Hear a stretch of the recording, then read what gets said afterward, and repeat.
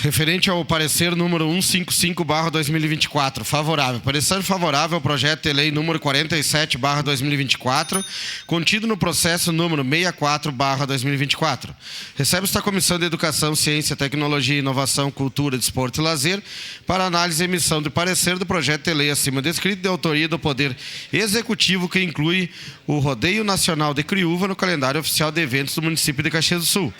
Na exposição de motivos do projeto, o autor relata que o Rodeio Nacional de Criúva, que inclui provas campeiras, artísticas, shows, bailes e entre outros, acontece sempre no segundo final de semana de dezembro dos anos pares.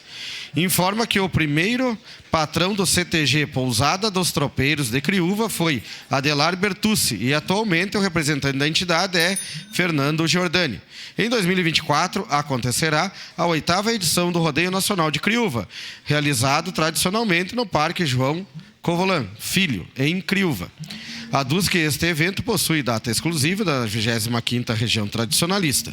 Por fim, diante do exposto e tendo em vista o parecer pela condicionalidade da Comissão de Constituição, Justiça e Legislação, a CCJL desta Casa, essa Comissão de Educação, Ciência, Tecnologia, Inovação, Cultura, Desporto e Lazer, por seus integrantes, manifesta-se favorável ao presente projeto de lei em apreciação.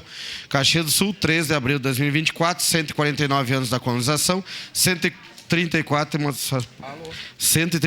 emancipação política. Esse documento vem assinado por mim, relator presidente Adriano Bressan, vereador Adam Heck, vereador Rafael Malcorra Bueno e vereador Ricardo Zanquim e vereadora Rose Frigieri. Era isso, senhor presidente.